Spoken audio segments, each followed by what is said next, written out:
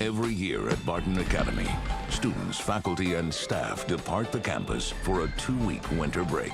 But there are always an unfortunate few who have nowhere to go for the holidays. They're known as the Holdovers.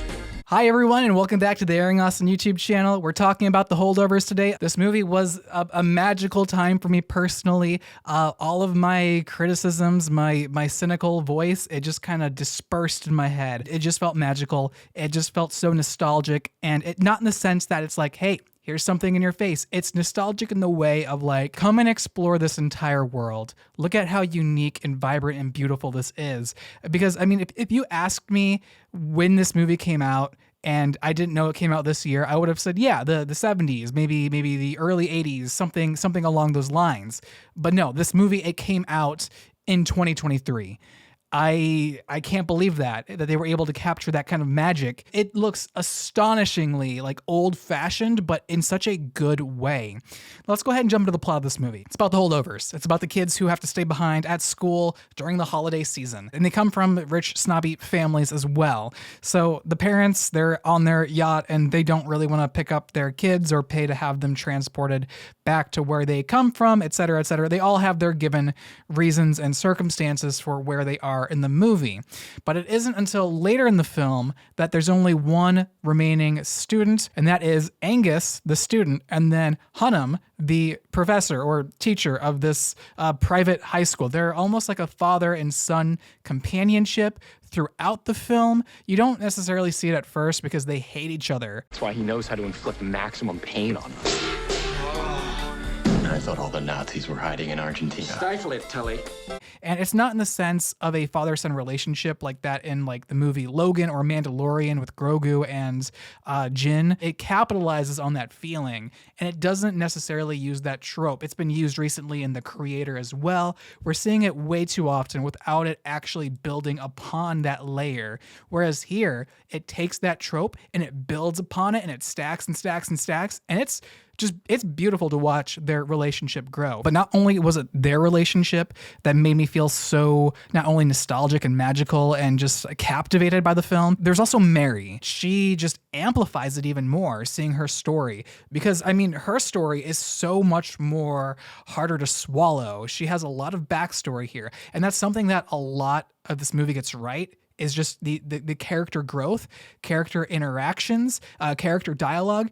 All of these characters, they feel like they're part of like my family, and I can't just sit here and watch them go through this. Parts of me just wanted to stand up and give them a hug. That's how relatable a lot of these characters were.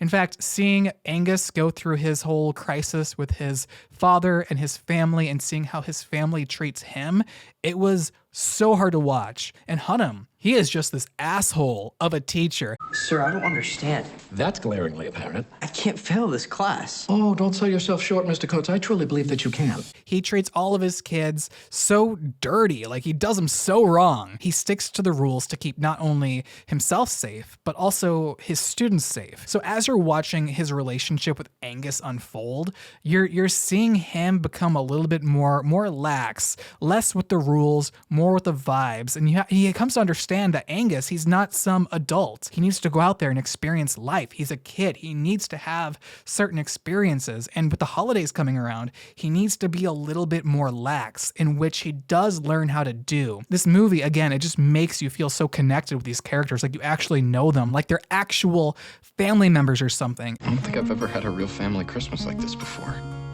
Thank you, Mary. You're welcome. Let's go ahead and talk about, I guess, the filmmaking now, because like that's so extraordinary what they did here. I just felt like this movie captured my childhood memories and displayed it on the screen of what a white Christmas looks like. You know, all the snow on the ground, all the traditions. It felt so captivating and warm. And I just felt blessed to actually have watched this film, because actually I was originally supposed to watch this when it came out, and I guess my showing got canceled or something, and I couldn't go see it because of just time conflicts. But my gosh, was I just so ecstatic to go and watch this movie at the cinemas. I am so happy. In fact, I want to go back and rewatch this movie. I want to see it on Christmas Day if I can. If there's a cinema playing this movie, I will go and travel there to watch this film, to feel that cozy comfort. I thought the acting here was just amazing. The actor who played Angus, I don't think I've ever seen him before,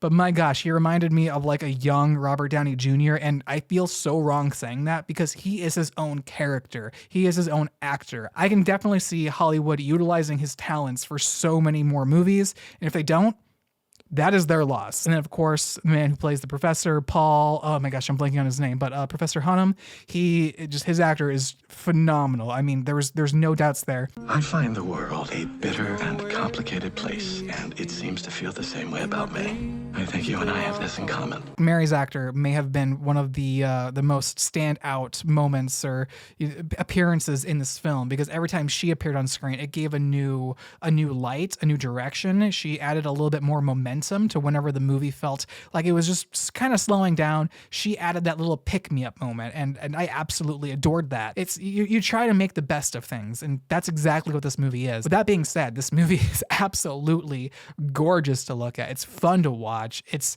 even the side characters. They have their own little story arcs. There's this Mormon kid, then you see his journey with the other students and what he goes through, and then, of course, he has to sacrifice one of his gloves, and I'm not going to spoil why, and it's not even like a big spoiler or anything. I just want you guys to enjoy the movie. It's so interesting how they make you care about all these other minor characters throughout the film. It's talented writing with talented acting and casting, and I want to see more movies like this. If something like The Holdovers came out versus a movie like The Marvels, you bet your keister I'm going to go and watch this movie 10 times over. There's so many real world lessons to be learned here. If you guys can watch this movie before it leaves cinemas, I highly recommend it. I know I say that a lot for movies I like, but with this one, I've got to say, take that extra step. Try your best to go and watch this movie. I don't know how much longer it's going to be out for. Might be probably my favorite movie of the year as of the current standing. I don't know. It's got to be pretty close if I had to think about it. Be sure to leave a like if you guys enjoyed the video and let me know in the comments down below how you guys thought about this film as well, because I thought it was, again, just magnificent. Otherwise, if you guys want to watch some more videos, there are some videos floating around on the screen for you to click on. That especially helps out with the channel, but also hit that subscribe button and the notification bell to learn about when we post our next video. Other than that, my name is Austin. I just talked about The Holdovers, and I will see you guys next time. Take care.